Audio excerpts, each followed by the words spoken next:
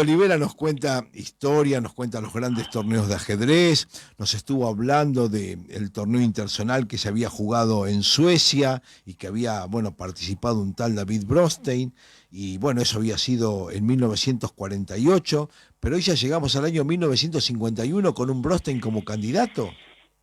Claro. Bueno. En realidad 1951 fue un año pleno de ajedrez, Sí. magistral, de gran nivel, muchos torneos. Pero hubo un hecho que hegemonizó la atención de todo el mundo ajedrecístico y que tuvo que ver con el campeonato mundial, Claro. cuya disputa ahora se encontraba finalmente regida por la FIDE, y que, como vimos, tenía la FIDE al soviético Mikhail Botvinnik como poseedor del título, Sí. que ganara ya en el torneo de 1948. En 1950 los ucranianos Bronstein y Boleslavsky habían ganado el torneo de candidatos en Budapest, como ya vimos, pero Bronstein había superado a su colega y amigo Boleslavsky en el desempate, por lo que, conforme a la reglamentación, lanzó el correspondiente desafío al campeón del mundo. El match por el título se desarrolló obviamente en Moscú, los dos eran de la Unión Soviética, y desde el vamos supuso un verdadero revulsivo para el mundo ajedrecístico. No iba a ser un encuentro más por el campeonato mundial, porque en primer lugar era el primero regido por la FIDE. Sí. Segundo, porque no solamente el estilo de juego, sino también los caracteres de cada uno de los contendientes eran tan disímiles que difícilmente fueran conciliables, por decirlo de alguna manera. Claro. Porque áspero, serio, reconcentrado era el campeón de 40 años, Sí. imponiendo siempre ese aura de respeto que su condición de mejor jugador del mundo le exigía. Un científico de ajedrez venerado en su país, Sí. y sostenido por toda la burocracia estatal soviética. Sí. Todo lo opuesto a su retador, a un David Bronstein abierto, simpático y expansivo a sus 27 años, un rebelde, pletórico de fuerza ajedrecística y empujado a la cima por sus últimas y arrolladoras actuaciones en torneos. Claro. Era un jugador brillante, arriesgado, genial sobre el tablero. Y bueno, por último también estaban las dudas sobre el momento ajedrecístico de ambos jugadores, de Botvinnik, de Bronstein, acabamos de decirlo, arrollador. Botvinnik no había jugado prácticamente desde que alcanzara su título en 1948, lo que a su edad, considerando incluso la diferencia de edad con su rival, significaba otorgar un hándicap muy importante, Claro. un rival mucho más joven, enormemente activo en torneos, etcétera, etcétera. Por lo demás, un interrogante más no dejaba de estar presente, y era hasta qué punto el establishment soviético tendría influencias en favor de su niño mimado, Botvinnik. Claro. Bueno, el match fue pactado a 24 partidas, se jugó en el majestuoso Teatro Tchaikovsky en Moscú. Como era de esperar, el encuentro fue muy tenso, sumamente disputado desde el principio, y ya desde los primeros juegos las características de ambos jugadores estaban plasmadas en el tablero, las características de los estilos, digamos así. Sí. Aunque en el transcurso del match no se sacaron grandes diferencias, pues nunca hubo más de un punto de ventaja para uno o para otro, lo cierto es que ya cerca del final Bronstein, que obviamente estaba jugando mejor que su rival porque había tenido posiciones muy favorables y había fallado en concretar en victorias, gana Bronstein las partidas número 21 y 22, cosa que no había ocurrido en todo el encuentro, esto de ganar 2 partidas seguidas, y a falta de solamente 2 juegos toma un punto de ventaja, lo que a estos niveles resulta una diferencia muy difícil de descontar, sino imposible, digamos así. O sea, si me dejas poner ahí una comita, Sí, estamos sí. hablando de un match de 24 partidas y que Exacto. la FIDE había dispuesto que el empate en 12 Sí, beneficiaba al pero, campeón. Sí, ahora te lo voy a contar completo. Ahí está. Sin embargo, el campeón estuvo a la altura de las circunstancias, Sí. y en una compleja lucha de maniobras en la partida 23 logra igualar el marcador, gana la 23, logra igualar el marcador, con lo que a falta de una sola partida el marcador quedaba igualado. Si en la última partida igualaban, el campeón retenía el título, conforme a la reglamentación de la FIDE. Claro. Entonces se esperaba que Bronstein se lanzara a una lucha feroz. Bueno, lo cierto es que en la última partida el joven David cayó pronto en una posición un poco inferior, pero no luchó demasiado y prácticamente con todas las piezas en el tablero ofreció tablas, con lo que el match acabó empatado y conforme a la regla que decimos, el campeón retenía la corona. Sí. Jugaron en plena Guerra Fría, cuando los soviéticos tenían el ajedrez como estandarte y a Botvinnik como abanderado. Sí. Mucho se habló después y se escribió y se debatió sobre las circunstancias políticas en medio de las cuales se desarrolló el match y el presunto favoritismo de las autoridades soviéticas hacia Botvinnik, un ajedrecista extraordinario, hay que decirlo, pero también un decidido y convencido partidario del régimen stalinista, cosa que Bronstein no era. Claro. Y el régimen había sabido consagrar a Botvinnik como patriarca del ajedrez soviético, ¿no? Claro.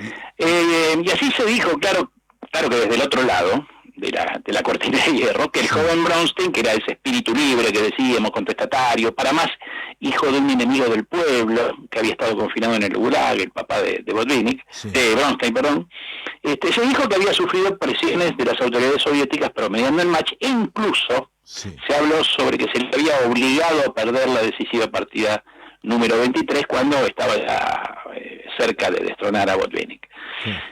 Esto sin otras pruebas más que la presencia de un alto dignatario militar que se sentaba en la primera fila durante las partidas con un gesto muy adusto, según dicen. Sí.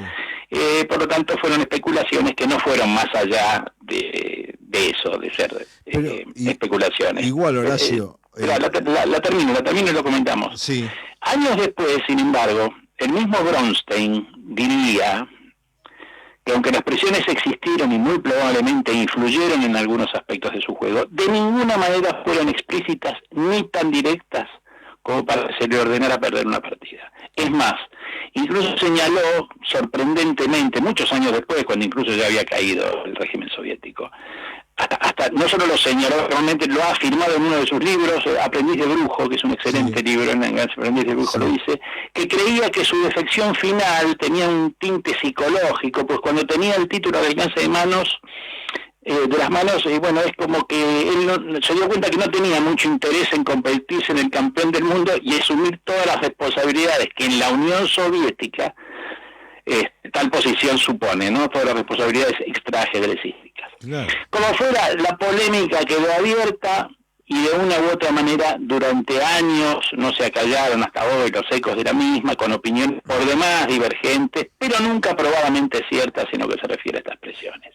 Claro, lo que veía, y con relación a esto que estabas diciendo vos, para reafirmarlo, que si bien no había pruebas, sí. 30 años después, en 1984, cuando Kasparov quiere llegar a ser campeón del mundo, a él lo frenan, y eso está escrito en su libro, El Hijo del Cambio, y nadie salió a desmentirlo, lo dicho por Kasparov. Yo fui al Comité del Deportes porque necesitaba viajar para participar del torneo internacional, y me dijeron, la Unión Soviética ya tiene un campeón del mundo, no necesita otro. Así que no sería extraño que 30 años antes... Claro, es sabido, más aún siendo Botvinnik quien era, ¿no? Claro. Es incomparable no sé si incomparable, pero es evidentemente mucho mayor la influencia que Botvinnik tenía sobre el ajedrez soviético, sobre el ajedrez mundial o sobre la FIDE, que la que tenía Karpov, que sería el retador de... que si bien también era un hombre del régimen, no era tan activo evidentemente como Botvinnik, ¿no? Creo que sí, no sería... Yo también soy partidario de pensar que hubo algunas cosas. Sí. Bronstein incluso comenta de que en algún momento sintió temor de que le pasara algo y cosas por el estilo, pero que nunca fue... O sea, lo que él dice que nunca fue explícito, nunca vino un tipo que le dijo, che, vos tenés que perder. Claro, claro. No fue explícito. Él tuvo un reportaje importante en España ya por el año 93, creo que fue, que bueno, entre muchas de las cosas que dijo ahí, habló de la marcada preferencia por Botvinnik que había de parte de la Unión. Y él concluyó, me pareció que ganar podría perjudicarme seriamente. Exactamente. Lo que no significa que haya perdido deliberadamente. Exactamente. Pero de cualquier manera, también influye el espíritu de Bronstein, que él lo reafirma en ese libro que te decía, en Aprendiz de Brujo, que los comentarios sobre que él no era un tipo para fungir de campeón del mundo, y tomar las responsabilidades sociales y políticas que eso conlleva. Como dije recién, era un espíritu libre, un hombre mundano, no era para él.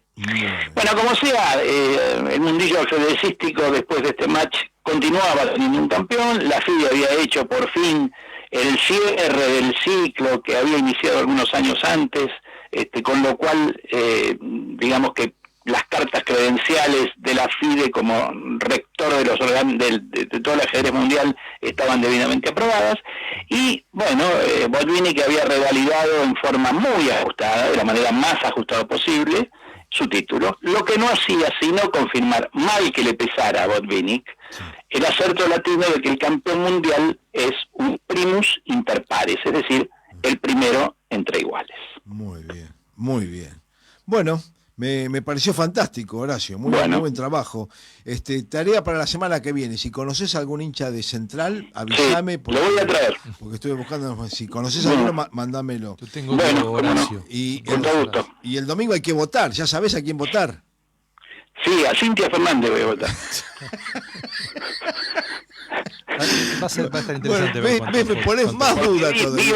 Vi un spot bailando en el Congreso de la chica, me parece que va a aportar, ¿eh? Andrés dice que ya sabe. Yo ya sé a quién no voy a votar, pero vos ya me tiraste Cintia Fernández, me estás complicando la situación.